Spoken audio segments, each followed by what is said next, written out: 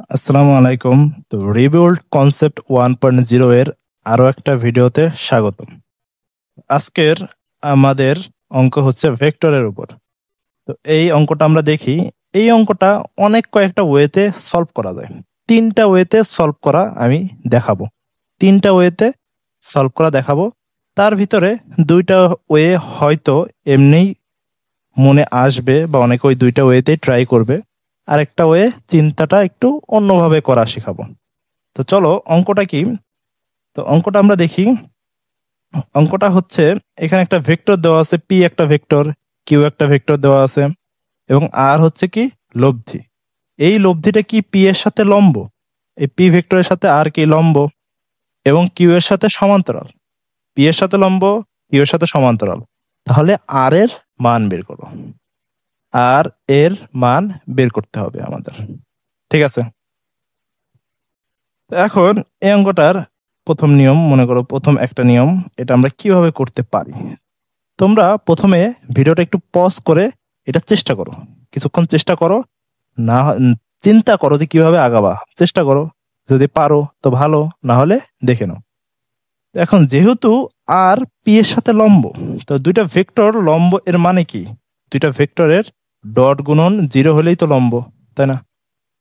Dot গুণন 0 হলেই লম্ব। ডট গুণন মানে কি, আর ডট পি এর মানে কি আর পি কস থিটা, তাই না? কস থিটা 90 ডিগ্রি মানে কি লম্ব, যেহেতু লম্ব তার মানে কি ডট গুণন 0, তাই না? ঠিক আছে, আমরা এটা লিখতে পারি। এখন কিউ এর সাথে সমান্তরাল, কিউ এর সাথে সমান্তরাল এর মানেটা কি? এখন একটা জিনিস দেখো, দুইটা ভেক্টর, একটা আর ইকুয়াল টু কিউ আমি কখন লিখতে পারবো? দুইটা ভেক্টর যদি মান এবং দিক সেম হয় তাহলে একটা ভেক্টর আর একটা ভেক্টর সেম, তাই না? আর ভেক্টর মনে করো এর মান হচ্ছে 5 এবং কিউ এর মানও হচ্ছে 5, এর সমান, একই দিকে, একই দিকে এবং একই মান। দিক এবং মান যদি সেম হয় তাহলে একটা ভেক্টর ইকুয়াল টু আরেকটা ভেক্টর লেখা যায়, তাই না?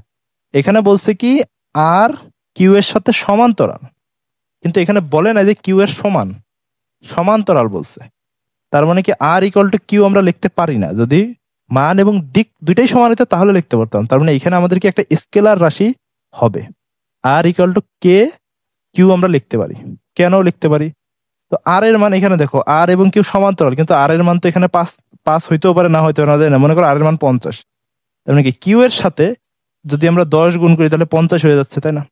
সমান্তরাল, ঠিক আছে, 50 হয়ে যাচ্ছে। তার মানে কি কিউ এর সাথে কোনো একটা ধ্রুবক রাশি গুণ করলে অবশ্যই আর হবে, কারণ যেহেতু দুইটা সমান্তরাল। কিন্তু মান সেম হবে না। তাই মান কতটুকু হলে সেম হবে সেটা আমরা জানি না, তাই এখানে আমরা একটা কে নিলাম, যে কিউ এর সাথে কিছু একটা গুণ করলে আর হবে। এটা কিন্তু ঠিক আছে, সমান্তরালের সূত্রে এটা কিন্তু ঠিক আছে।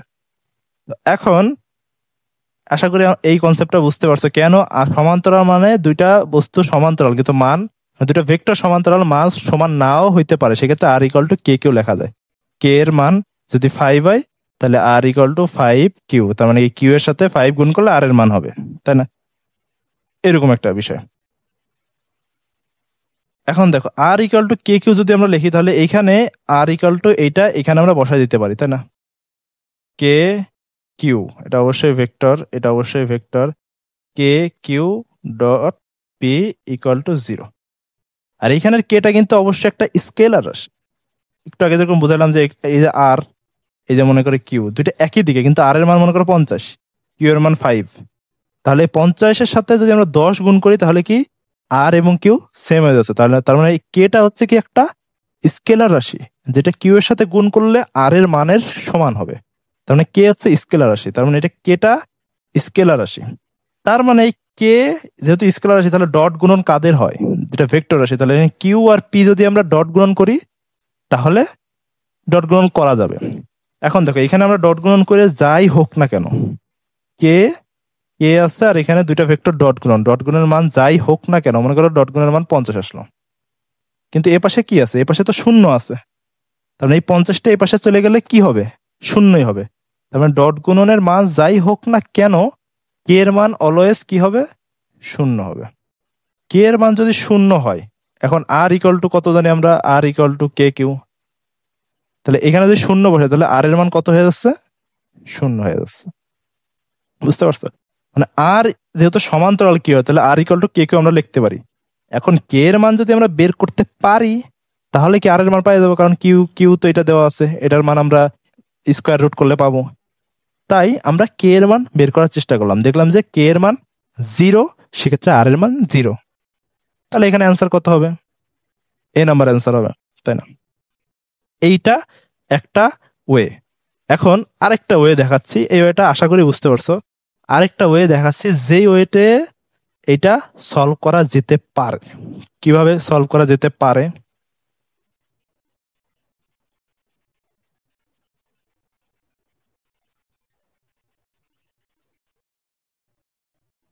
এই ওয়েটা আমি তোমাদের দেখাচ্ছি। এখন দেখো, R dot P equal to কত, 0 হবে, তাই না? এখন আর অবশ্যই একটা ভেক্টর, তো যে কোনো ভেক্টরকে আমরা এইভাবে লিখতে পারি, x i plus y j plus z k লিখতে পারি। তার এক্স ওয়াই জেড এর কম্পোনেন্ট যদি থাকে তাহলে বসবে, যদি জিরো জিরো হয় তাহলে এগুলো উঠে যাবে। তার যে কোনো একটা ভেক্টরকে আমরা এরকম আকারে লিখতে পারি, তার এক্স এর একটা কম্পোনেন্ট আছে, ওয়াই এর একটা কম্পোনেন্ট আছে, জেড এর একটা কম্পোনেন্ট আছে। যদি জেড এর কম্পোনেন্ট নাও থাকে তাহলে কি এই রাশিতে জেড এর কম্পোনেন্টটা 0 হয়ে যাবে। তাহলে আর এই যে একটা ভেক্টর, আর পি এই যে একটা vector, R dot P equal to 0, তার মানে আর আর এবং পি এর যদি আমরা ডট গুণন করি তাহলে কি হবে, 0 হবে, তাই না? এটা হচ্ছে আর, এবং পি হচ্ছে কত, 2y প্লাস 3, এই দুটো ডট গুণন ইকুয়াল টু কত, 0। এখন আমরা ডট গুণন করব, ডট গুণন তো আমরা জানি সহগের সাথে সহগ। তাহলে এখানে কত হবে, 2x plus 3y equal to 0। তাহলে আমরা একটা সমীকরণ পেলাম, 2x plus 3y equal to 0।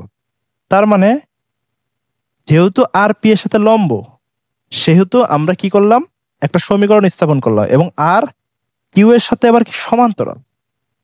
এখন এখান থেকে আমরা একটা সমীকরণ স্থাপন করব, কিউ এর সাথে যেহেতু সমান্তরাল, তাহলে এখান থেকে আমরা একটা সমীকরণ স্থাপন করি। তাহলে দেখি ওই সমীকরণটা দিয়ে কি হয়। এখন দেখো, যদি সমান্তরাল হয়, ফুল মুছে দিলাম, 2x প্লাস কত 3y, তাই না? এটা আমি এক পাশে লিখে রাখতেছি। আমরা কি পাইলাম, 2x plus 3y equal to 0 একটা সমীকরণ পাইছি। এখন আর আর হচ্ছে আর ইকুয়াল টু কত, x i plus y j plus z k, তাই না? এখন কিউ কত, কিউ হচ্ছে 4i মাইনাস 3j। এখন এটা কি সমান্তরাল, সমান্তরাল হইলে তাদের সহগের অনুপাত কিন্তু সেম। এমন একটা নিয়ম আছে, তোমরা দেখবা, আশা করি এটা জানো, যে কিরকম, যে আর এর সহগ, আর এর আয়ের সহগ কত, এক্স। তাহলে এক্সটাকে যদি আমরা উপরে লিখি তাহলে এই কিউ এর আয়ের সহগ কত, 4। এই দুটো সহগের অনুপাত এক্স, আয়ের দুইটা সহগের অনুপাত ইকুয়াল টু এখানের আর এর জে এর সহগ কত, ওয়াই, আর এখানে কত, -3। অনুপাত সেম, অনুপাত কি হবে, সেম হবে, ঠিক আছে? তো এইখান থেকে দেখো আমরা একটা ইকুয়েশন আনতে পারি, x equal to 4y minus 3, x equal to 4y minus 3। এখান থেকে আমরা একটা সমীকরণ আনতে পারি। তাহলে এইটা একটা সমীকরণ, এইটা একটা সমীকরণ। দুইটা সমীকরণ যদি আমরা সলভ করি, দুইটা সমীকরণ সলভ করলে এক্স এর মান আসে 0, ওয়াই এর মান আসে হচ্ছে 0। সলভ করবা, সলভ করলে এক্স এর মান 0, ওয়াই এর মান 0। সেক্ষেত্রে এই এক্স ওয়াই যদি আমরা এখানে বসাই দিই, জেড তো নাই, জেড এর তো কম্পোনেন্ট নাই, ঠিক আছে? জেড এর কম্পোনেন্ট নাই কিছু। তাহলে সেক্ষেত্রে এখানে যদি আমরা এক্স এর মান এক্স ওয়াই এর মান বসাই দিই তাহলে আর এর মান কত আসে, 0 আসে। তাহলে লব্ধি 0। এই নিয়মেও এভাবে চিন্তা করলেও কি লব্ধি 0 আসে। আশা করি তোমরা বুঝতে পারছো। এখন তোমাদের আমি আরেকভাবে কিভাবে হইতে পারে সেটা দেখায়, আরেকভাবে কিভাবে চিন্তা করা যেতে পারে, যেখানে আমরা প্রথমেই বুঝতে পারবো যে এখানে লব্ধি 0ই হবে। একটু বেসিক ভাবে আমরা বুঝতে পারবো যে এখানে লব্ধি 0 হওয়া ছাড়া কোনো উপায় নেই। কেন 0 হওয়া ছাড়া কোনো উপায় নেই সেটা একটু দেখি। তো এখন দেখো, এখন যে আমরা চিত্র আঁকাই, কি, এটা মনে করো পি, এটা মনে করো কিউ, ঠিক আছে, এখন কি হয়েছে, পি এর লব্ধি আর পি এর সাথে লম্ব, পি এর সাথে লম্ব, এটা পি এর সাথে লম্ব এরকম অনেক রেখা হইতে পারে, তাই না? অনেক রেখা আমরা পি এর সাথে কি লম্ব লিখতে পারি, পি এর সাথে কি লম্ব আর ধরতে পারি। কিন্তু হ্যাঁ, পি এর সাথে লম্ব এবং কিউ এর সমান্তরাল, এইগুলো সবগুলোই সমান্তরাল এবং পি এর সাথে লম্ব, এই কন্ডিশন মানে। কিন্তু এইটার কোনোগুলোই হবে না। কেন হবে না? দুইটা বস্তু, এখানে একটা বস্তু আছে, এই বস্তুর উপরে দুইটা ভেক্টর কাজ করতেছে, তাহলে কি লব্ধি কখনো এই পয়েন্ট দিয়ে যাবে? লব্ধি কি কখনো এই পয়েন্ট দিয়ে যাবে? এই পয়েন্ট দিয়ে কিন্তু যাবে না। দুইটা এই পয়েন্ট দিয়ে কখনোই লব্ধি যাবে না। লব্ধি এদিক যাইতে পারে, এদিক যাইতে পারে, এদিক যাইতে পারে, কিন্তু এই পয়েন্ট দিয়ে কি লব্ধি যাবে? এই পয়েন্ট তো কিউ এর মানই নাই, তাহলে এই পয়েন্ট দিয়ে, এই কোনো পয়েন্ট দিয়ে কিন্তু লব্ধি যাবে না। সেক্ষেত্রে আরটা কখনো এইগুলো, এটা এরকম যদি আমি আর লিখে, এটা হওয়া সম্ভব না। আর একটা পয়েন্টেই হওয়া সম্ভব, সেটা কোনটা? একেবারে কিউ এর বরাবর, এই পয়েন্টের কিউ এর বরাবর, মানে কিউ সোজাসুজি আটটা হওয়া সম্ভব, তাই না? কিউ সোজাসুজি আটটা হওয়া সম্ভব। সেক্ষেত্রে কি সবগুলো কন্ডিশনে মানে কি পি এর সাথে লম্ব, কিউ এর সমান্তরাল এবং এই পয়েন্ট দিয়ে যাচ্ছে, এই পয়েন্ট দিয়ে অবশ্যই যাইতে হবে, কারণ দুইটা ভেক্টর যদি কাজ করে একটা পয়েন্টে, ওই পয়েন্ট দিয়ে কিন্তু লব্ধিটা যাবে, তাই না? ঠিক আছে, সব কন্ডিশন মানতেছে। এখন আরেকটা জিনিস, এখানে এতটুকু দেখলেই আমরা বুঝতে পারবো যে আর এর মানটা 0 হবে। কেন বুঝতে পারবো? দেখো, এদিক এদিক একটা বল এদিকে কাজ করতেছে, মনে করো এদিকে মনে করো 10-এ কাজ করতেছে, আরেকটা বল এদিকে 10-এ কাজ করতেছে। সেক্ষেত্রে এই দুইটা লব্ধি মাঝখানে কোনো একটা দিকে যাবে, তাই না? এখন দুইটা বল একটা পয়েন্টে কাজ করতেছে, কিন্তু লব্ধিটা একটা বলে সোজাসুজি যাবে, কখন যাবে এটা চিন্তা করো, এইটা একবার চিন্তা করো।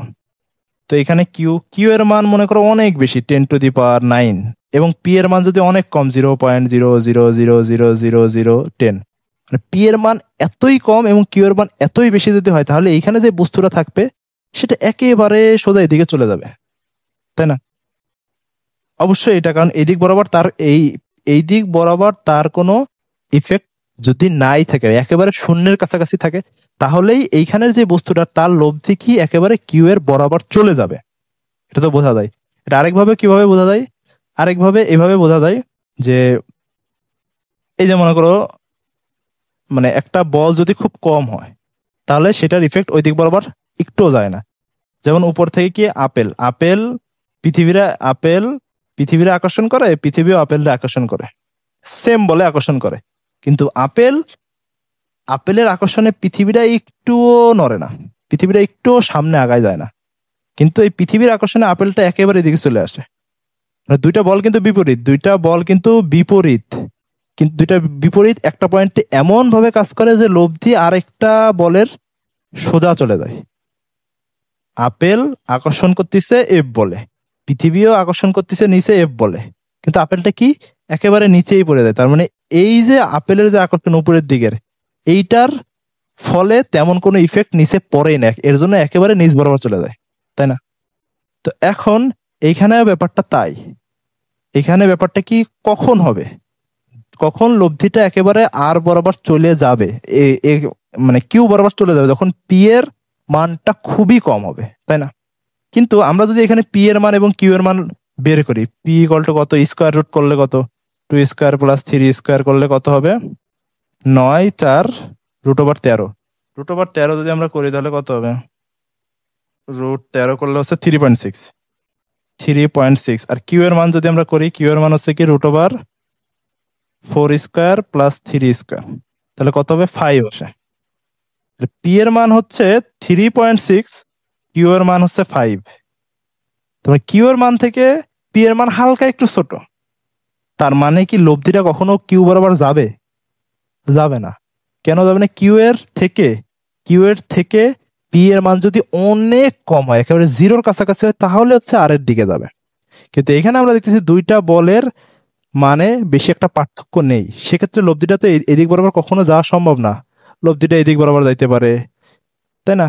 এই কিউ এর এদিক বরাবর যাইতে পারে, এদিক বরাবর যাইতে পারে, কিন্তু একেবারে গা ঘেঁষে যাওয়া কখনোই সম্ভব না।